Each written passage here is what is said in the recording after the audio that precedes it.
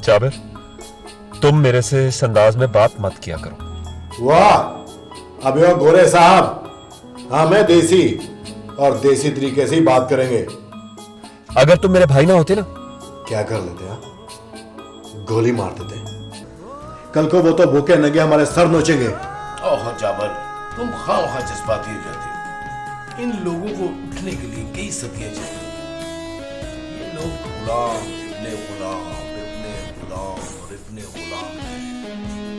तुम, मैं या हमारे बच्चे 2 कमरों के घरों में रह सकते हैं क्या? मैं किसी फटीचर स्कूल या किसी ऑफिस में किसी वैन या छोटी गाड़ी में जा सकती हूँ?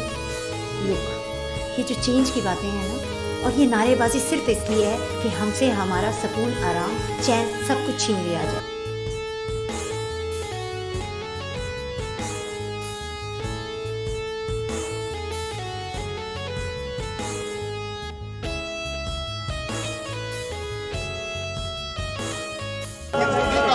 तुम जवान आती हो, पढ़ते क्यों नहीं? अब होगा, रोशनी आ गई, रोशनी।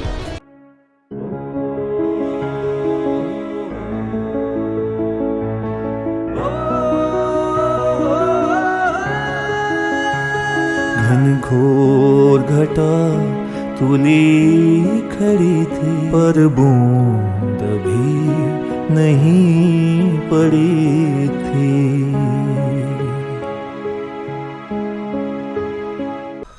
जल्दी से फल लेकर आओ।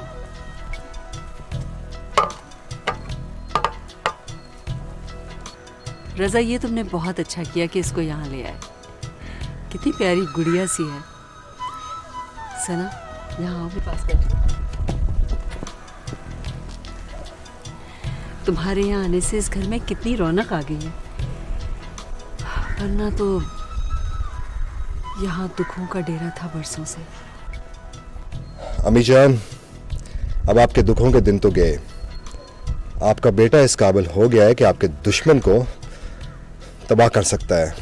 क्या कह रहे हो बेटा? मेरा मतलब है कि अब मैं छोटा तो रहा नहीं।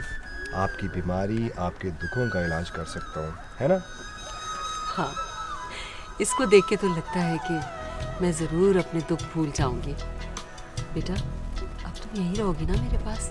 जी नहीं, हम जाके शहर में रहेंगे जहाँ मेरी जॉब है। हमारा A1 घर होगा। सच? जी जी। सना बेटा, ये लो। बेटा, आज से तुम इस हवेली की इज्जत है। ये अंगूठी मेरी माँ ने मुझे पहनाई थी और आज से ये तुम्हारी है।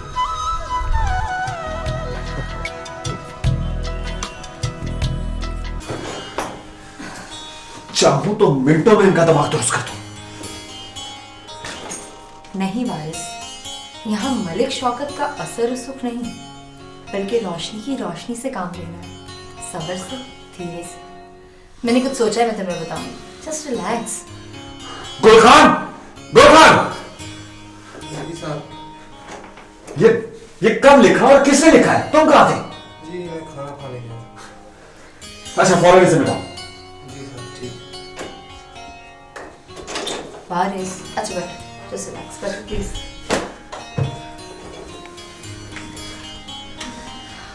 Just relax.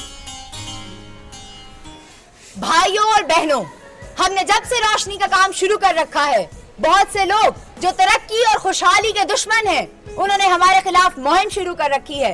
कभी फायरिंग, कभी आप सबको डराना धमकाना, कभी कुफर के फतवे। ये सब आप मासूम लोगों को अपने ज़ेरे असर रखने के हथकंडे हैं। ये कहते हैं कि इल्म पढ़ना लिखना बाहर निकलना हराम है, जबकि हदीस मुबारका है कि इल्म हासिल करो चाहे तुम्हें चीन तक जाना पड़े। कुरान मजीद में लिखा है कि जमीन पर सफर करो ताकि तुम मुझे पहचान सको। अगर औरतों का घर से बाहर निकलना हराम है तो हजरत खदीजा रज़ियल्लाहु अन्हा क्यों अपना बिजनेस करती? हजरत आयशा हुजूर सल्लल्लाहु अलैहि वसल्लम के पैगामात सहाबियों तक पहुंचाती।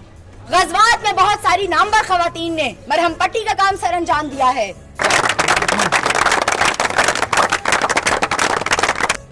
इस्लाम का सबक ही देख लें, उसमें लिखा है कि मेहनत मजदूरी के चंद सिक्के गुलामी ते तख्त से बहुत बेहतर है। हजूर सल्लल्लाहु अलैहि वसल्लम का फरमान देखें, खुलफा राशिदीन की जिंदगियां पढ़ ले। अदलो इंसाफ का क्या आलम था कि कुरैश के एक बहुत मुअज़्ज़ज़ शख्स ने चोरी की, उसको आप हजूर सल्लल्लाहु अलैहि वसल्लम के पास लाया गया। आपने फरमाया अगर यह हरकत मेरी बेटी भी करती तो यकीनन उसको भी यही सजा देता मैं। आप हमारे मुल्क में देख लें क्या हो रहा है। वो सारे वसाइल, वो सारे मौके सिर्फ चंद लोगों के पास हैं। और वो कौन लोग हैं? वो वडेरे हैं, वो लुटेरे हैं। ऐसा क्यों है? जिंदगी का, वसाइल का और तालीम का हम सब पर उतना ही हक है जितना उनका हक है। अभी ये तंजीम आपको, अवाम को पुरअमन अंदाज में अपने हुकूक से रोशनास कराना चाहती है। इल्म और हुनर के जरिए आप अपनी और अपनी आने वाली नस्लों की किस्मत के फैसले खुद कर सकते हैं।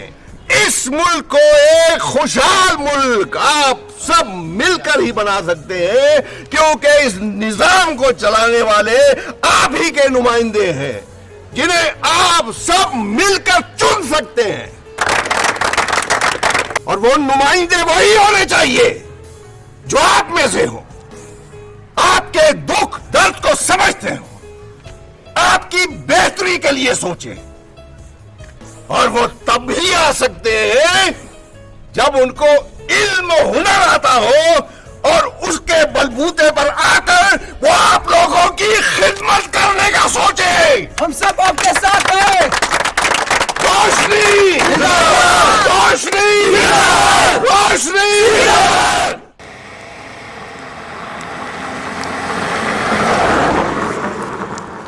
दिमाग खराब हो गया तुम्हारा। उस कल की लड़की ने जबान लगा दी है तुझे। मलक साहब, आपकी गलत तरबियत ने जाबिर को कातिल बना दिया है। वो लोगों की जान, माल और इज्जत से खेलता फिरता है।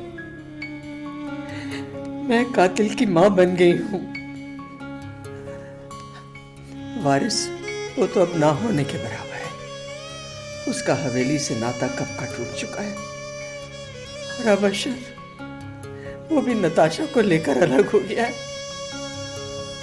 मलिक साहब, आपने एक माँ को 3 टुकड़ों में तकसीम कर दिया है। हिस्से बखरे कर दिए हैं मेरे। अरे मैं तो जमीनों से भी सस्ती रही। आपकी बीवी बनकर सब कुछ सहती रही, देखती रही, चुप रही। लेकिन अब जुल्म की हद हो गई है। ये हवेली, इसके दरो दीवार, दम घुटता है मेरा यहाँ। अब ये बच्चे एक दूसरे के दुश्मन बन गए हैं, दूर हो गए हैं मुझसे। बंद करो अपनी ये जज्बाती तकरीर। इन हवेलियों, जमीनों से तो शान है हमारी। हमारे बाप दादा ने हुकूमत की है इनके बलबूते पर। खाक पड़े इन जमीनों और हवेलियों पर जहां इंसान, रिश्ते और जज्बात दम तोड़ जाते हो।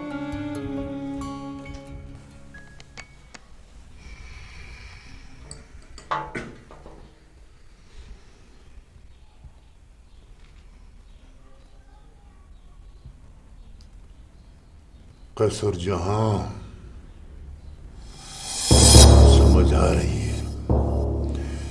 समझ आ रही है मुझे तुम्हारी सारी गेम। मगर मेरा नाम भी मलिक शौकत है।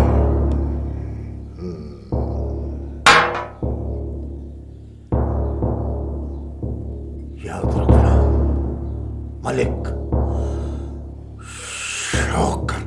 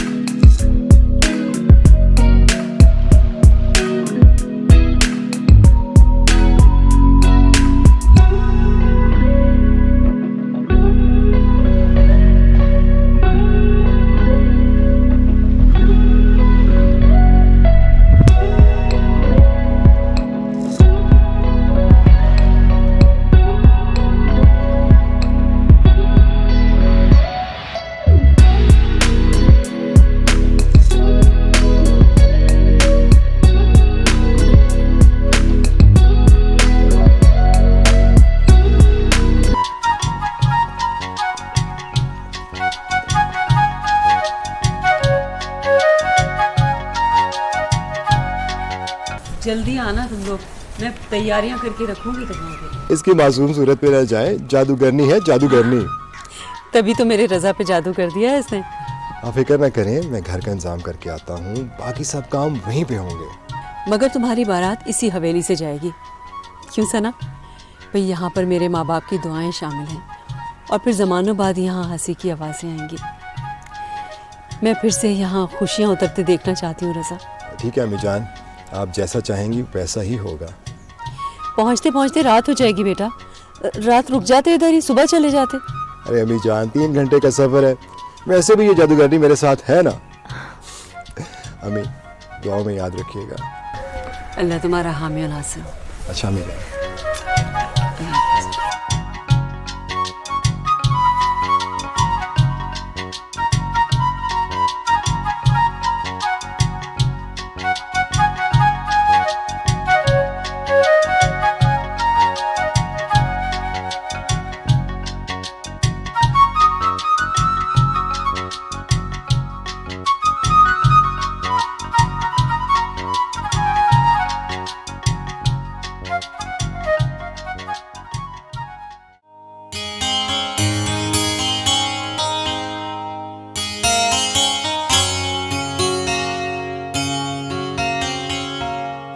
आशिर बेटा, तुम्हारा घर नताशा के रहने के काबिल तो नहीं, लेकिन चलो वक्ती तौर पे ठीक है।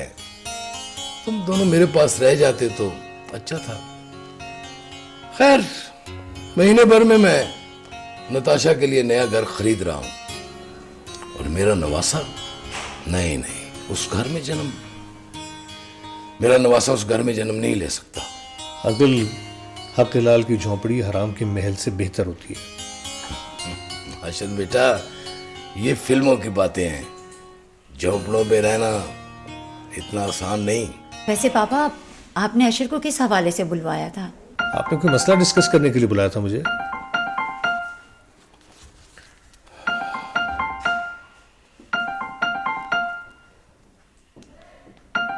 ये सुनो बेटा, इस डील की नाकामी तुम्हारे बिजनेस को तीसरा बड़ा झटका देगी। कैसी लगी मेरी पेशेंट दुनिया?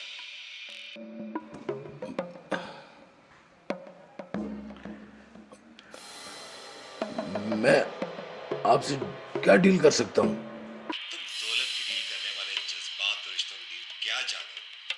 कैसर जहां बल्कि अजर बेग साहब घबरा गए ना।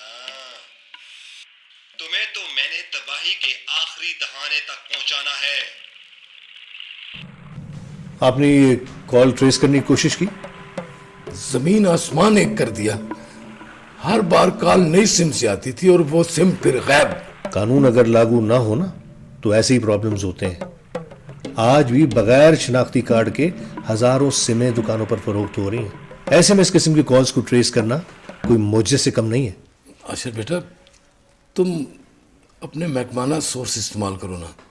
मैं चंद माह से इस कॉल से बहुत परेशान हूं। ठीक है, मैं पूरी कोशिश करता हूँ। चलता हूँ। अल्लाह हाफ़िज़।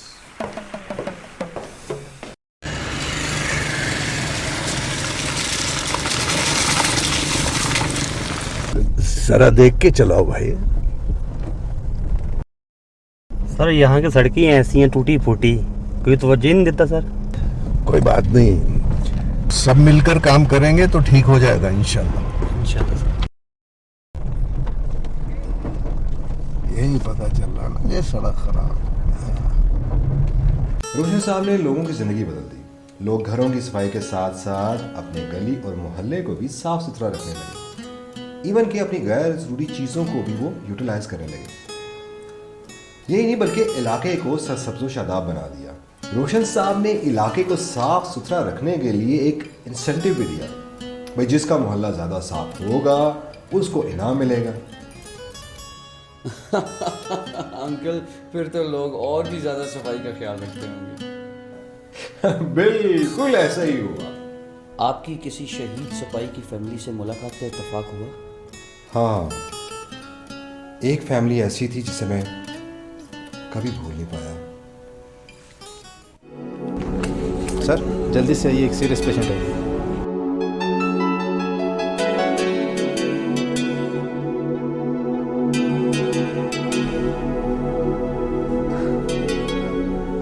मैं जानता हूं कि आपके लिए बहुत बड़ा सानिया है, लेकिन मेजर बख्तावर ने जो कारनामा सर अंजाम दिया है उसके लिए ये मुल्क और ये कौम हमेशा एहसानमंद रहेगी। हमें फख्र है कि हमारा भाई जाम शहादत नोश करके अमर हो गया और दुश्मन को हार मारने पे मजबूर कर दिया। जिस बहादुरी से मेजर बख्तावर ने दुश्मन का मुकाबला किया उस पर हर सिपाही को रश करना चाहिए। 4 दिन मुसलसल जाकर मेजर बख्तावर ने यह साबित कर दिया कि हमें हराना नामुमकिन है। इस वतन पर मेजर बख्तावर ही नहीं, अपने बच्चों को भी निछावर करने को तैयार हूँ। इंशाल्लाह ये भी फौज में जाएंगे और अपने वतन की रखवाली करेंगे।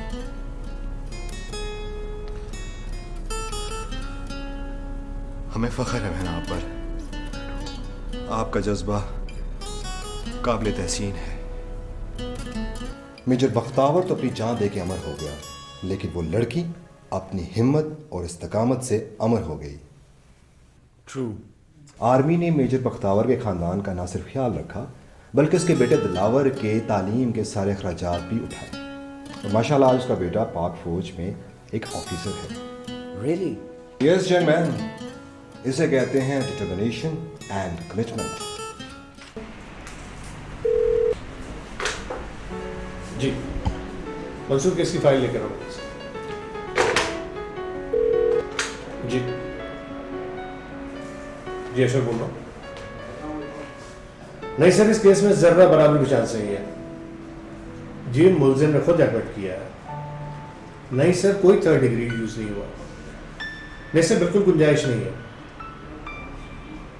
सर मैं आपको क्लियर कर दूं कि यहां कानून सबके लिए बराबर है।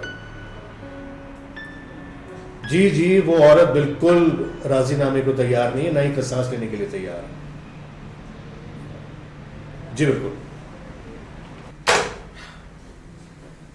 जी अंकल, आपका कैसे आना हुआ इस तरफ? इधर से गुजर रहा था बेटा, सोचा कभी कभार तुम्हें इस कुर्सी पे बैठा हुआ देखना चाहिए। रोब रहता है ना। अरे नहीं, आपका तो रिश्ता ही ऐसा है, आप पे क्या रोब जमाया जा सकता है। और हमारा भी मान बढ़ता है अपने दामाद को इस कुर्सी पे देखकर। क्या छोड़े इन बातों को और सुनाइए, कैसे चल रहा है सब कुछ? तुम दोनों के लिए घर की डील हो चुकी है। सरप्राइज गिफ्ट होगा अपनी बेटी और दामाद के लिए। वैसे माँ बाप की दुआओं से बड़ा और कोई तोहफा नहीं हो सकता। एक मसला डिस्कस करना था तुमसे। जी फरमाइए। मंसूर के केस के सिलसिले में कोई बात करनी थी। हम पर तो बहुत प्रेशर्स है, आप तो कम से कम खुल के बात कीजिए। देखो बेटा, मंसूर मेरे जिगरी दोस्त का इकलौता बेटा है। एक गरीब बेसहारा बेवा औरत का इकलौता सहारा छिना है उसके हाथों से। कसास और दैयत किस मर्ज की दवा है? वो औरत नहीं मानती। उसके मानने या ना मानने से क्या फर्क पड़ता है बेटा? वो एक गरीब मजदूर औरत है, उसकी क्या औकात है हमारे सामने?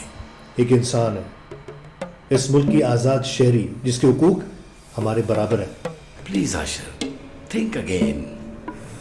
तुम अब मेरी बेटी के शौहर हो, सिर्फ एसपी नहीं। अच्छा अब मैं चलता हूं। थैंक यू, खुदा हाफिज।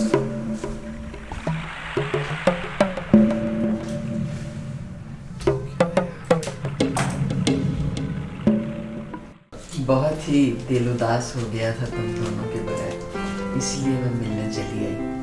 हवेली तो बिल्कुल वीरान हो गई है तुम लोगों के बाद। तुम्हारा दिल तो लग गया है ना यहाँ? गुजारा तो करना है। पापा ने तो अशर से बहुत कहा, लेकिन अशर नहीं मानते। मलिक साहब चाहें तो महल खरीद के दे सकते हैं अशर को, लेकिन इन मर्दों की अनाओं का मसला है, बस क्या करूं। वैसे मैं शमो को तुम्हारे पास छोड़ जाती हूँ। जरूरत नहीं, 2-3 मुलाजिम हैं घर में। ये हमारे घर की पुरानी मुलाजमा है, तुम्हारा ख्याल रखेगी। तुम्हें किसी भी वक्त जरूरत पड़ सकती है। अगर मलिक साहब का डरना होता तो मैं खुद तुम्हारे पास आ जाती बेटा। अभी भी वो नहीं थे तो मैं आई हूँ तुमसे मिलने। माँ जी आप बहुत अच्छी हैं, सच में। जी माँ जी। वो कैसे? मैंने सुना था माँ जी कि ड्रामों में भी सासों को बड़ा जालिम और जेलस सा दिखाते हैं, लेकिन आप तो। अरे बेटा, दुनिया में हर तरह के लोग होते हैं, हर तरह के रिश्ते होते हैं, और तुम तो मेरी बहू नहीं, मेरी बेटी हो। और सच जानो तो बहुएं ही बेटियां होती हैं। बेटियां तो पराया धन होती हैं, बहुओं ने घर बसाने होते हैं। आई विश के सब आपकी तरह सोचें। बातें कम करो और अपने खाने पर ज्यादा तवज्जो दो। और शमो, तुमने इन दिनों बहुत ख्याल रखना है मेरी बेटी का। अच्छा जी बेबी जी, आप फिक्र ही न करें, अल्लाह सोना खैर करेगा। और जरा भी परेशानी हो या कोई ऐसी बात हो तो मुझे फौरन फोन कर देना। जाबिर कुछ सुधरा माँ जी? उसके लिए तो बेटा मैं सिर्फ दुआ ही करती हूँ, अल्लाह उसे हिदायत दे। उसे अंकल ने बहुत बिगाड़ा है, वरना अशर और वारिस भी तो उसी के भाई हैं। वो दोनों इसीलिए तो कट गए हैं हवेली से। मैं माँ हूँ, हर वक्त दुआएं मांगती रहती हूँ कि अल्लाह इन सबको खैर से रखे। हमारे फ्यूडल सिस्टम में अक्सर औरतों को कुछ पता नहीं होता कि उनके क्या हकूक हैं और उन्हें मर्दों के साथ किस तरह बात करनी। क्या करें बेटा, तालीम से और बाहर की दुनिया से हम औरतों को दूर रखा जाता है ताकि दबी रहें, खौफ सता रहे और हर उल्टे सीधे हुक्म को मानती रहें।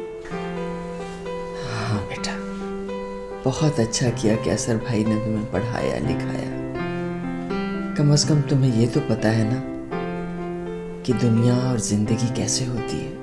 और जिंदगी पर मेरा कितना हक है औरत होने के नाते। और हमारा हक कपड़ा जेवर पहनकर मर्द को खुश करना ही रह गया है।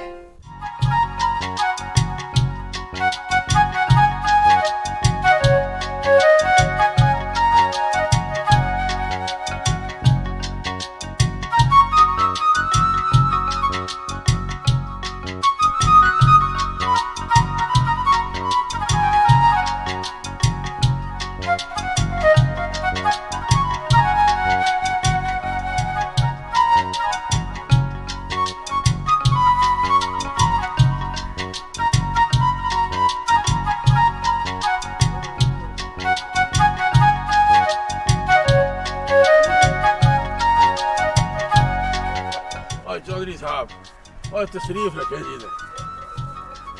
एक बात मुझे ये बताए, सुना है कैसर और मलक के दरमियान कोई खटपट चल रही है? रिश्ता करके भी दिल साफ नहीं हुआ उसका। पर कहानी कुछ समझ में नहीं आ रही। क्यों, क्या हुआ? जाबर को वो कन्या दे रहा है नवी नवी पतंग की तरह, और मलक शौकत को आंखें दिखा रहा है। चाल समझ में नहीं आ रही। कैसर जहां की चालें हमें समझ आ जाएं, तो हम उसकी जगह ना हो। ओए, मैंने तो सुना है कि वो बुढ़ा रोशनी वाला। हाँ हाँ, क्या हुआ उसे? वो रोशन साहब उनके सब कच्चे चट्ठे ऊपर तक पहुंचा रहे हैं। और क्या फर्क पड़ जाएगा चौधरी साहब, ऊपर कौन सा फरिश्ते बैठे हुए हैं? इस समाम में सभी नंगे हैं, हमारे समेत। पर मेरे हाथ से मलिक शौकत का एसपी पुत्र जो निकल गया, अच्छा नहीं हुआ। कैसर की बेटी उसे निकाल के ले गई हवेली से। अब बाप बेटी के जरिए उसे लाइन पर लाएगा। यही तो रोना है, मेरे दिमाग में ये क्यों नहीं आया? तुम कैसर जहां नहीं हो, चौधरी सुल्तान हो। जाबल, अब तुम्हारे साथ रिश्ता भी है। अगर तुम्हारी जगह कोई और होता तो खैर छोड़ो, मैं तुम्हें जाया नहीं करना चाहता। देखो बेटा, तुम्हें हुक्मरानी के गुर आते हैं, लेकिन थोड़ी कमी रह गई है, उसको मैं पूरा कर दूंगा। मैं तो यह समझा था कि अब आप मुझसे बात भी नहीं करेंगे। हवेली में औरतें ऊंची आवाज में बात नहीं करती। नताशा भाभी ने उसे बस इस इशू पे बात ना करना। घर और कारोबार अलग अलग खानों में हो तो बेहतर लगते हैं, आसानियां पैदा होती हैं। बैठो तुम बेटा।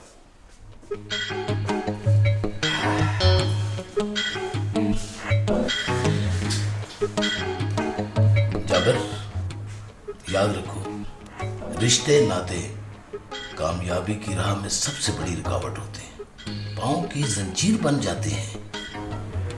जी, मैंने इन जंजीरों से हमेशा खुद को आजाद रखा है और देखो आज मैं बादशाहगर हूं। तमाम पार्टियां मेरे बंदों को प्रेफर करती हैं। क्यों? क्योंकि मैं उनकी कैंपेन में पैसा लगाता हूं। रेस के घोड़े पे शर्त मैं लगाता हूं और फायदा हम सब उठाते हैं। तो मैं भी रेस का घोड़ा हूं। समझदार हो। मुझ पर शर्त क्या सोच के लगा रहे? यही कि तुम जीतने की खातिर किसी को भी कुचल सकते हो। नताशा,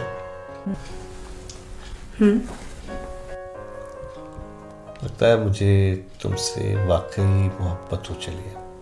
अभी तक नहीं हुई थी क्या?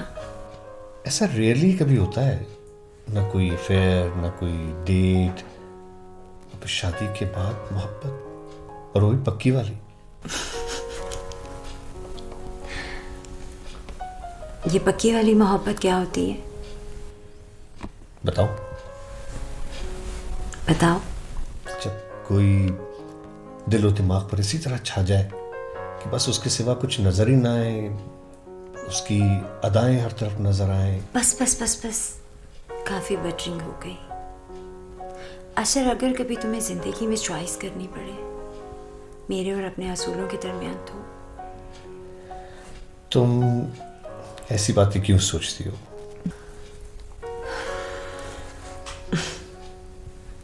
कैसर जहां की बेटी हूं ना, इसलिए। अशर, हम यहाँ कब तक रहेंगे? क्यों? क्या क्या है इस घर में? सिर्फ पापा ही नहीं, तुम्हारी माँ जी भी यही कह रही थी। एक बात जानती हो नताशा, इस मुल्क के 90% अवाम अपने घर के बारे में सोच भी नहीं सकते। 2-2 कमरों के घर में 8-8, 10-10 लोग रहते हैं। वो उनकी किस्मत है। हम अगर लकी हैं तो हम अपने आप को क्यों मुश्किल में रखें? उनकी किस्मत जो है ना, वो हम जैसे लॉर्ड्स और टाइकून्स ने बनाई है। तो इसमें हमारा क्या कसूर है? तुम्हारे बाबा जानी और मेरे पापा दोनों हमें अलग घर लेकर देने को तैयार हैं। मैं यहीं रहूंगा, इसी घर में। ये मेरी मेहनत का सिला है। लेकिन अशर, मैं अपने बच्चे को इस सरकारी क्वार्टर में आकर नहीं खोलने दूंगी, समझे तुम?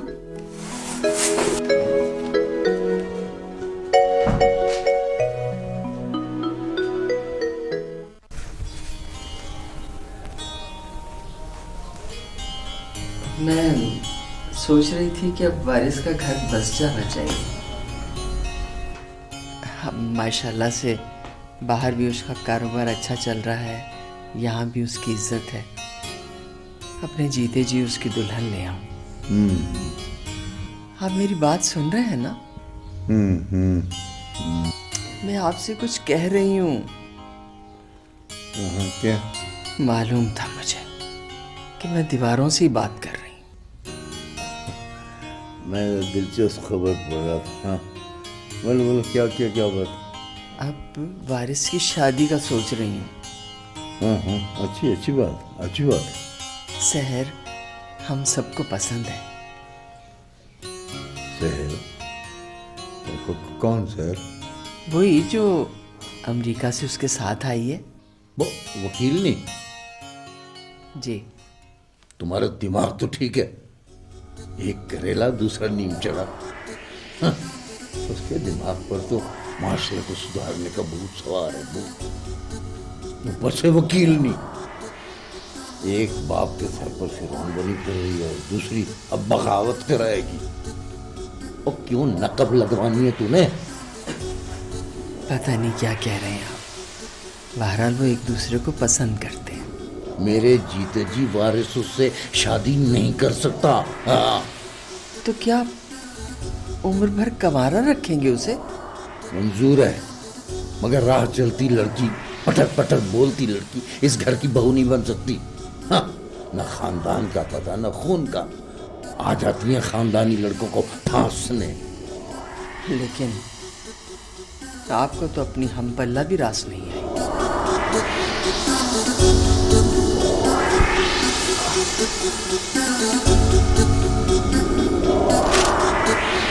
क्या हो गया इस खब की औरत को? सारा कसूर उस रोशन और उसकी रोशनी का, हमारी सदियों पुरानी खानदानी रिवायात को तबाह करने चला है।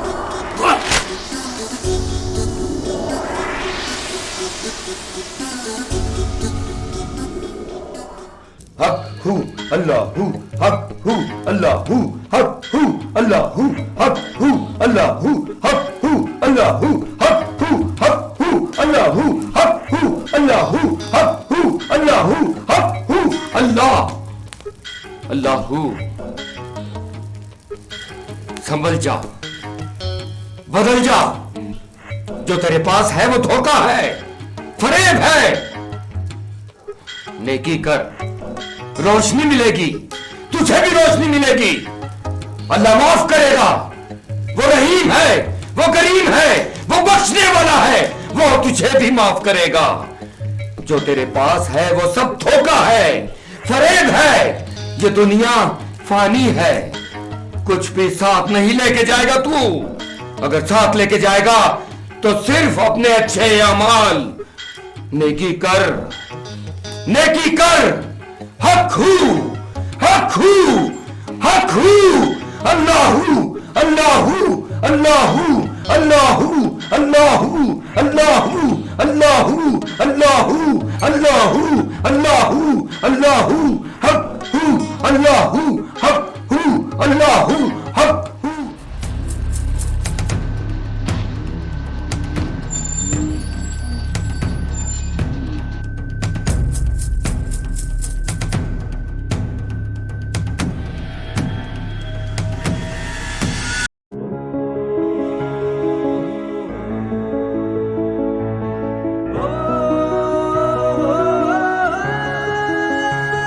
घनघोर घटा तुली खड़ी थी, पर बूंद भी नहीं पड़ी थी।